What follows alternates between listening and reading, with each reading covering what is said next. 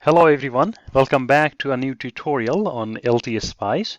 In this tutorial, I'll be talking about simulation of Opamp based Schmitt trigger circuit that is also called a bistable multivibrator. Now, I assume that you have already studied a bistable multivibrator. If you have not done so, you can consult any standard textbook such as Microelectronic Circuits by Sidra and Smith. Now, what I will do here though is I will quickly go through and illustrate how this circuit behaves. So this op-amp based bistable multivibrator basically implies an op-amp and it has two resistors, and this circuit looks like an inverting amplifier, but it is not because it has positive feedback, as you can see from here. So don't get confused this with inverting amplifier. It is not. It is a Schmitt trigger or the bistable multivibrator, and you utilize an input source here and you get your output from here. And its characteristic, or the voltage transfer characteristic, the VTC, looks like this. And it's a very surprising because the output input characteristic, as you can see from here, follows two different paths depending upon whether you are going from the low to high or high to low. So for example, if you are ramping up your input Vi from some negative value towards the positive value, the path taken by the circuit is this. So the output will stay at high, the positive high level, or positive saturation level of the op-amp, L plus. And as you go past this threshold, this is called VTH, the higher threshold of input.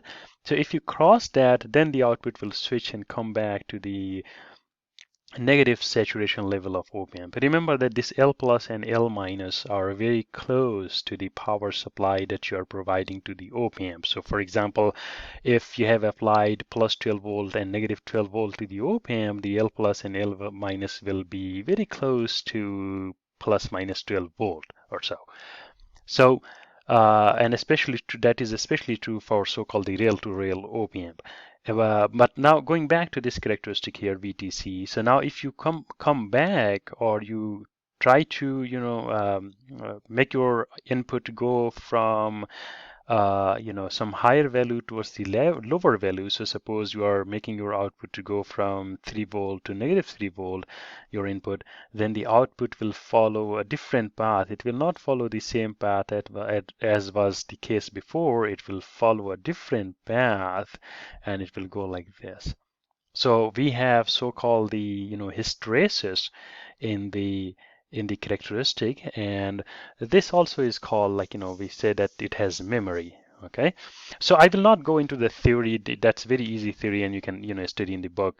But if you wonder how to simulate this using LTspice software, you might initially be tempted to use a DC sweep analysis, because after all, this is the VTC determination, the output versus input graph. And in general, what you do in DC sweep is you ramp up this input from some lower value to the higher value, and you plot the output versus input graph.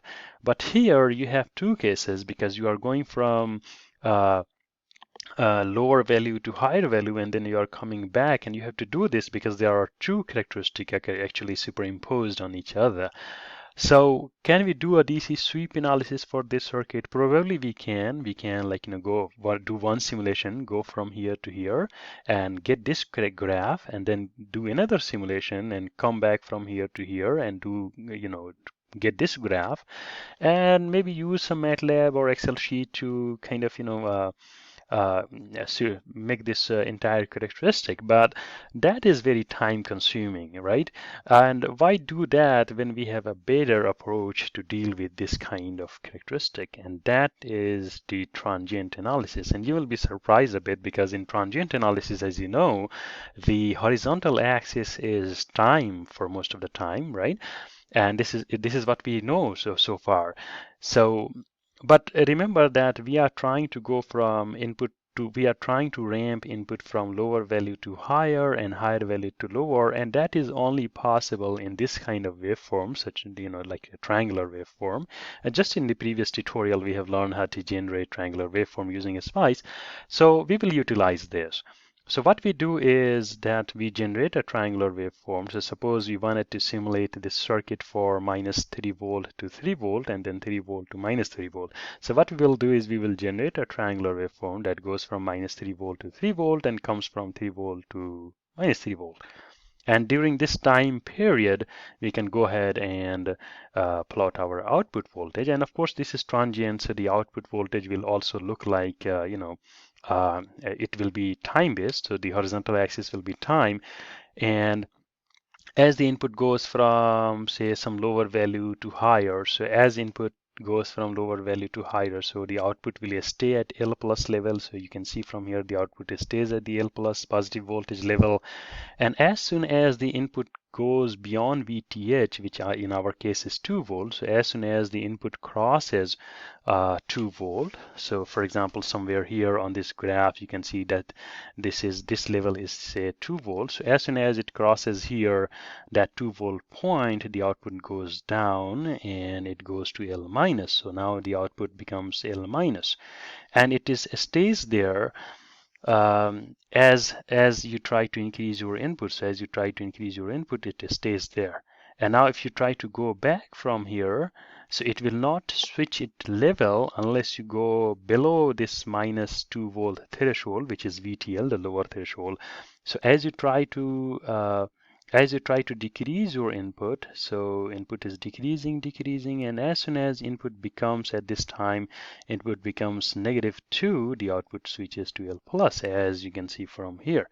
So how can you simulate this? So it's very easy now. Like if you have access to these two graphs, now you have in your your safe data, you have V in versus time that you can see in transient analysis, and you can see V out versus time. So it means we have all that table of V in versus time and then another table perhaps that is saved somewhere, that's a V out versus time. So now we have this matrix of data, or the array of data. So all we have to do is to pick this data and then plot it. Okay, so let's go ahead and try to do this simulation in LTspice based on this. So we will grab LTspice, new schematic, press this component button here, and grab Opamps. So we are going to use 741 Opamp. So we will take this symbol here, Opamp 2, and keep here escape. And because we are going to use positive here, so maybe I will just click on this move button and Control R and then Control E. And now we have positive here. So grab this resistor and press Control R to rotate it like so, and put this resistor maybe here. Escape, and this resistor says 10K. Okay, and this resistor is say 40K, and that will give us a threshold of around 2 volt. And the design, you can find that in the textbook. And what else do we need here? We have to ground here, and we will need one more ground for the voltage source. Then take a wire this up here, wire this up here, and this goes here, this goes here. Click here, click here. And then press V to get a voltage source, and maybe Control E. Escape. Then wire this up. And in just previous tutorial, we have seen how to use a pulse signal to generate a square waveform, triangular waveform. So I will go here, click on this pulse.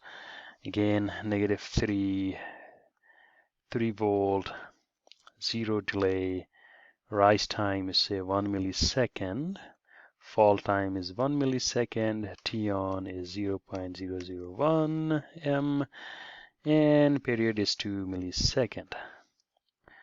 Press OK. And what else? Okay, so we have not connected the power supply. So for that, I can use a voltage source connected here, but I don't like that. So what I will do is, just to keep the things neat, I will say VDD1. I will call this positive node, oh, sorry, escape. Maybe I can call this positive node as positive supply PS here, and this node as negative supply NS. Okay. Alrighty, and then let's name the output node as out and press OK. Keep it here. Escape. Use this wire. Click here. Escape. Then we have to now connect a power supply, and for that we'll go here, edit spice directive, because we are going to write a command here. Or we can say that just, okay, there is a source VDD between node positive supply and 0, and its value is plus 12 volt, and then Control M for a new line. As said here, type Control M. So VSS between the negative supply and 0, and its value is negative 12 volt. Press OK, keep it here, nice and clean. And I think we are good to go. And maybe this is VN, right, source, or V triang.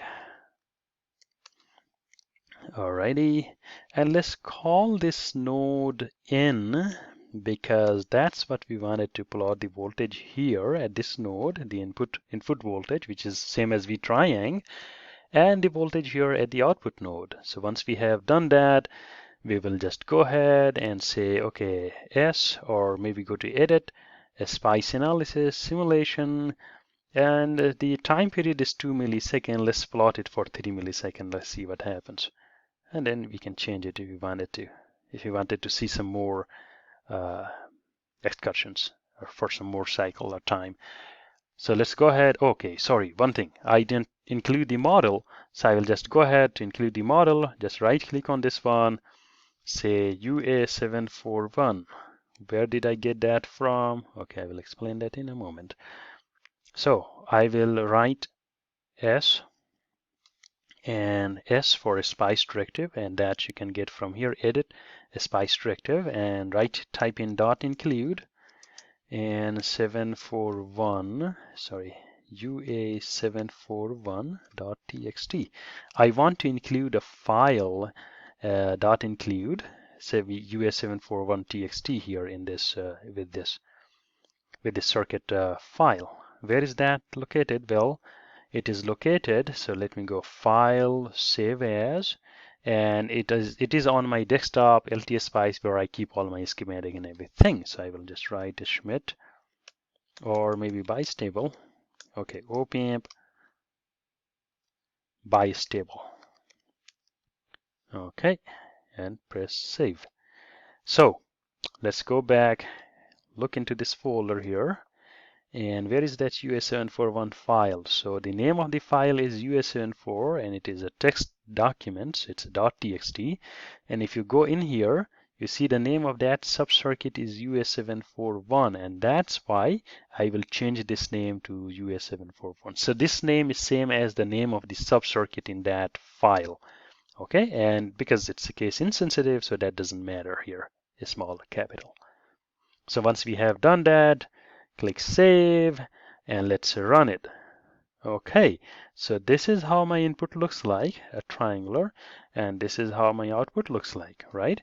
And as you can see from here, that as soon as input goes past 2 volt, the output switches here, and there is of course some delay because this is Opamp and very old Opamp.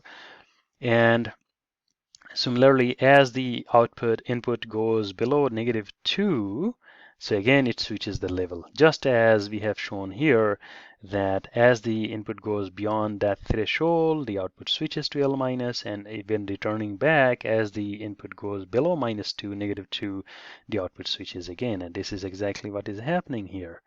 Okay, now, so, well, this is not what I wanted to do, because we always know this is how we can do it. We can, but how do I plot V in and V out versus V in? Okay, so this is where this tutorial is all about. This is a very unique to LTspice. So now I wanted to plot V out versus V in. Now it is V out versus time, as you can see from here. So we have to change this axis and replace that with Vn.